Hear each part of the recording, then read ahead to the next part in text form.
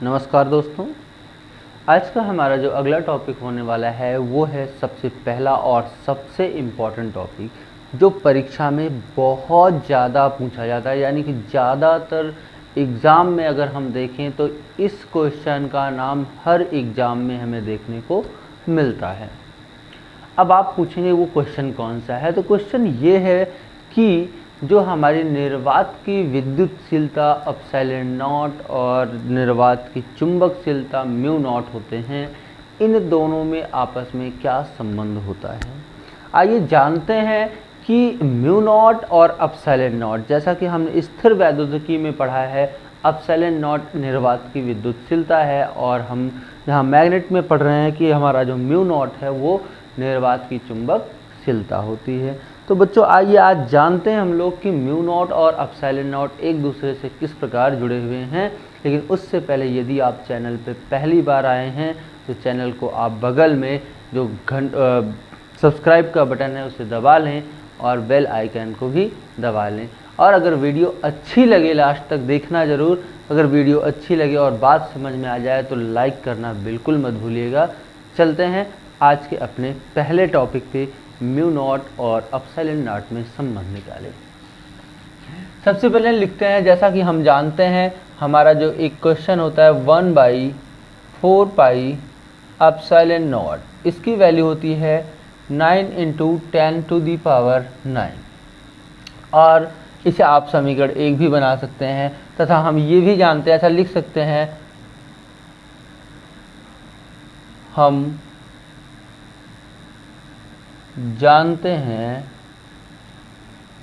1/4 pi epsilon naught is equal to 9 × 10⁹ दूसरा जो मान होता है बच्चों म्यू नॉट अपान 4 पाई, इसकी वैल्यू होती है बच्चों 10⁻⁷ और ये बन जाता है समीकरण नंबर 2। अब अगर हमें ये दोनों मान पता है बच्चों, तो अब इसके बाद का जो प्रोसेस है बहुत ही आसान होने वाला है। आप यहाँ कह सकते हैं समीकरण 1 को समीकरण 2 से भाग देने पर, क्या देने पर बच्चों, भाग देने पर। तो आइए भाग देते हैं, ये हो जाएगा 1/4 पाई एप्सिलॉन नॉट, भाग का निशान, और भाग देना है हमें म्यू नॉट अपान 4 पाई, और इनको भी भाग देना है, ये हो जाएंगे 9 × 10⁻⁷। चलो आगे हल करते हैं। 1/4 पाई एप्सिलॉन नॉट, ये वैल्यू पलट जाएगी और ये हो जाएगा 4 पाई अपान म्यू नॉट, 9 × 10⁻⁹। इसे हम आगे भी हल कर सकते हैं, ये 10⁻7 है, ऊपर जाएगा तो आपका धन हो जाएगा और 9 7 मिलकर के 10⁻16 हो जाएगा। यहाँ 4 पाई से 4 पाई आपका कैंसिल हो जाएगा और बचेगा 1 upon epsilon naught and mu naught is equal to 9 × 10⁻16। अगर हम चाहें तो इन्हें वर्ग के पदों में भी लिख सकते हैं और ये मान हमारे हो जाएंगे। इसे हम लिख सकते हैं 1 अपान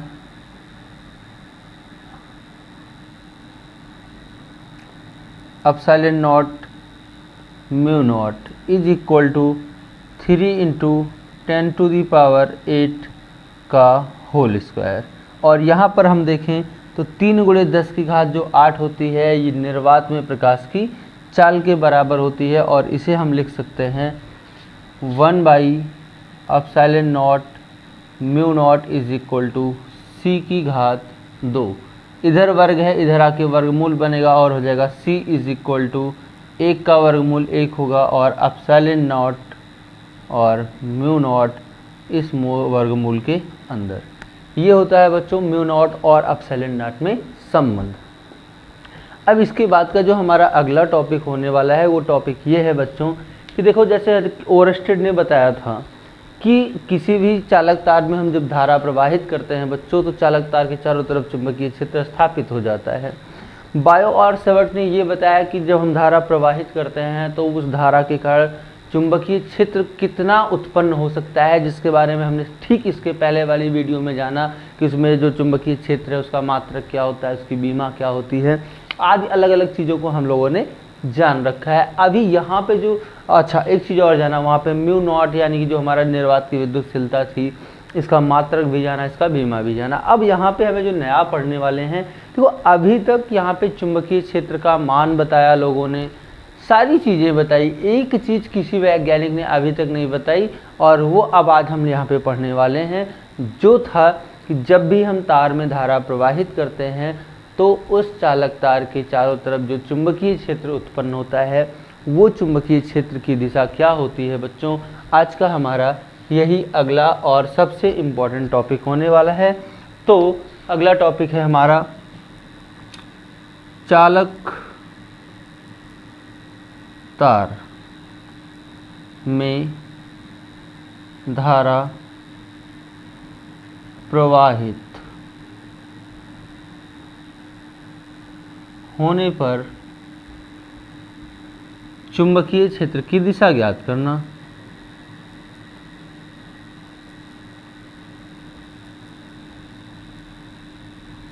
की दिशा ज्ञात करना हमारा अगला टॉपिक ये होने वाला है। अब इसमें किसी भी चालक तार में जब हम धारा प्रवाहित करते हैं तो चालक तार के चारों तरफ जो चुंबकीय क्षेत्र की दिशा है, यानी कि चुंबकीय क्षेत्र किस दिशा से चलकर किस दिशा पे समाप्त हो रहा है या किस दिशा में जा रहा है, इस चीज़ को जानने के लिए हमारे पास 3 नियम हैं। एक है दाएं हाथ के हथेली का नियम,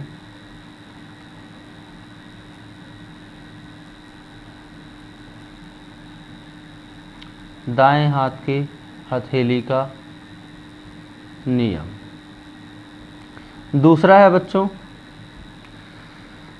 दक्षिणावर्ती पेच का नियम, दक्षिणावर्ती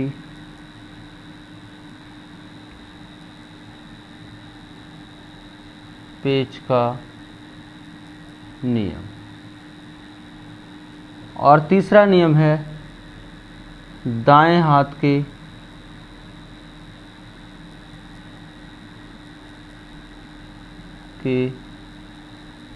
अंगूठे का नियम, अंगूठे का नियम। यानी कि इन 3 नियमों से हम भी किसी चालक तार में बहने वाली धारा के कारण उत्पन्न चुंबकीय क्षेत्र की दिशा को ज्ञात कर सकते हैं। तो चलिए बच्चों जानते हैं कि अब हम जब किसी चालक तार को लेते हैं, तो मान लो ये हमारा एक चालक तार था, ये मार्कर हमारा चालक तार था, और यहाँ पर ये जो टोपी दिख रही है, या आप समझ लें जिस दिशा में टोपी रहेगी उसी दिशा में इस मार्कर में करंट जा रहा है। तो सबसे पहले हम यहाँ पे जानने वाले हैं कि यदि इस मार्कर में हम धारा प्रवाहित करते हैं तो वो धारा के कारण जो उसके चारों तरफ चुंबकीय क्षेत्र होगा बच्चों, उस चुंबकीय क्षेत्र की दिशा क्या होने वाली है। सबसे पहला नियम जैसा कि मैंने लिख रखा है दाएं हाथ की हथेली का नियम। तो दाएं हाथ को अपने ऐसे फैला लेते हैं। दाएं हाथ को ऐसे फैलाने के बाद अब यहाँ पर हमारे पास 4 अंगुलियाँ एक तरफ दिखाई दे रही हैं जो आपकी तरफ हैं, और अंगूठे की दिशा इसके लंबवत है। अब इसमें सारी अंगुलियों का काम है, आइए समझते हैं ये सारी अंगुलियाँ किस प्रकार काम करती हैं। सबसे पहले बात कर लेते हैं अंगूठे की। तो अंगूठे की जो दिशा होती है वो किसी भी चालक तार में बहने वाली धारा की दिशा को बताती है। यानी कि अगर हम इस पेन को ऐसे रख दें हाथ पर और अंगूठा आपको उस दिशा में दिखाई दे रहा है, तो यानी कि इस चालक तार में, यानी कि इस मार्कर में धारा इधर से इधर की तरफ जा रही है, यानी कि इस तरफ ऐसे आगे बढ़ रही है। अगर इस चालक तार में धारा इधर से इधर की तरफ आगे बढ़ रही है तो ये चारों अंगुलियां क्या बताने वाली हैं, ध्यान से सुनिएगा।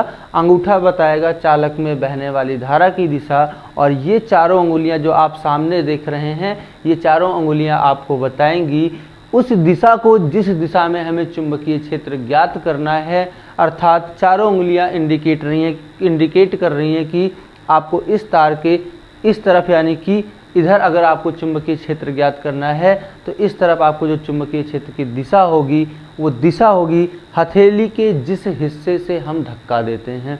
हथेली के हम इसी हिस्से से किसी चीज़ को धक्का दे सकते हैं, इस हिस्से से धक्का नहीं दे सकते हैं। अर्थात ऐसा अगर हुआ कि तार ऐसे आपने रख दिया और धारा इधर से इधर प्रवाहित कर दी, तो इस दिशा में चुंबकीय क्षेत्र हथेली का हिस्सा हम देख रहे हैं ऊपर की तरफ है, ये तलवा, इस तल की दिशा किधर है, ऊपर की तरफ, अर्थात लगने वाला बल ऐसे लंबवत ऊपर की तरफ यहाँ होगा, यहाँ होगा, यहाँ होगा। यानी कि इस दिशा में हम कहीं भी चुंबकीय क्षेत्र अगर ज्ञात करते हैं और इसमें धारा इधर है, तो चुंबकीय क्षेत्र के कारण जो धारा के कारण जो चुंबकीय क्षेत्र होगा उसकी दिशा हमेशा ऊपर की तरफ होगी। यदि हम धारा की दिशा को बदल देते हैं तो देखो हथेली का हिस्सा नीचे चला जाता है और इस स्थिति में बल जो है अब तक ऊपर था, अब ये बल चुंबकीय कैसे हो जाएगा, नीचे की तरफ हो जाता है। ये था हमारे दाएं हाथ की हथेली का नियम। अब हम बात करते हैं दक्षिणावर्ती पेच का नियम। दक्षिणावर्ती पेच का नियम कहता है कि जब भी हम किसी पेचकस से किसी पेच को ऐसे दक्षिणावर्त दाहिनी तरफ यानी कि क्लॉकवाइज घुमाते हैं, तो क्लॉकवाइज घुमाने में जो पेच के नोक की दिशा होगी, देखो क्लॉकवाइज घुमाएंगे तो पेच की नोक किसी दीवार में धंसती चली जाएगी, और एंटी क्लॉक घुमाते हैं तो वही पेच निकलती चली जाती है। अर्थात जब क्लॉकवाइज हम किसी पेचकस को पकड़कर ऐसे हाथ से घुमाते हैं तो पेच के नोक की दिशा, यानी कि अगर इसे दीवार में ऐसे लगा के ऐसे घुमाते हैं तो पेच का नोक दीवार के अंदर की तरफ जाएगा और इसे हम क्लॉकवाइज ऐसे घुमा रहे हैं। अर्थात अब हम जो पेच के नोक की दिशा है वो धारा की दिशा को बताएगी, और ये जो अंगुली को हम जिधर बार बार घुमा रहे हैं यानी कि क्लॉकवाइज यूं ऐसे चारों तरफ इसके चुंबकीय क्षेत्र उत्पन्न होगा। अर्थात धारा अगर भीतर की तरफ हुई तो चुंबकीय क्षेत्र ऐसे होगा क्लॉकवाइज, और अगर इसको हमने उल्टा घुमाना स्टार्ट कर दिया तो पेच बाहर आने लगेगा, अर्थात धारा की दिशा पलट चुकी है, यानी कि धारा अब इधर से इधर की तरफ जा रही है, और जब धारा की दिशा बदल जाएगी तो चुंबकीय क्षेत्र भी पलट जाएगा, यानी कि एंटी क्लॉक होने वाला है। ऐसा ये था दूसरा नियम। अब हम बात करते हैं दाएं हाथ की अंगूठे का नियम। ये सबसे सरल और आसान सा नियम है, यानी कि ये तीनों नियम एक ही चीज़ ज्ञात करने के लिए हैं। अब हम बात करते हैं जब भी हम किसी चालक तार को अपने हाथ से, दाहिने हाथ से पंजे से और अंगूठे को इस प्रकार पकड़ते हैं, इस प्रकार कि अंगूठा सीधा चालक तार में बहने वाली धारा की दिशा को बताए, तो मुड़ी हुई जो अंगुलियाँ, देखो इसको पकड़ने के लिए हमें इस पेन को पकड़ने के लिए इसको ऐसे ही घुमाना पड़ता है। तो ऐसी स्थिति में ये जो मुड़ी हुई अंगुलियां हैं इस तार में ऊपर की तरफ, यानी कि अंगूठा धारा की दिशा, इस तार में यदि ऊपर की तरफ धारा बहे तो इस ऊपर की तरफ धारा के कारण जो चुंबकीय क्षेत्र होगा उसकी दिशा इधर यानी कि इस तरफ से जाएगी और इस तरफ से आएगी। यदि हम धारा की दिशा को बदल दें, यानी कि अंगूठा उल्टा कर दें, अब देखो धारा नीचे की तरफ जा रही है, अब इधर से विद्युत चुंबकीय क्षेत्र प्रवेश कर रहा है और इधर से निकल रहा है, क्योंकि अब इसे पकड़ने के लिए हमें ऐसा पकड़ना पड़ेगा क्योंकि अंगूठा नीचे दिखाना है। और अगर ऐसा किया तो इधर से प्रवेश करेगा, इधर से निकलेगा, ऐसे किया तो इधर से प्रवेश करेगा और इधर से निकल जाएगा। तो ये तीसरा नियम है जो ये बताता है कि किसी भी चालक तार के चारों तरफ यदि हम चालक तार में धारा प्रवाहित करते हैं तो इस चालक तार के चारों तरफ जो चुंबकीय क्षेत्र उत्पन्न होगा उस चुंबकीय क्षेत्र की दिशा क्या होने वाली है। आज के लिए बस इतना ही, मिलते हैं अब आपको अगले वीडियो में। तब तक के लिए खुश रहो, मस्त रहो, पढ़ते रहो। धन्यवाद।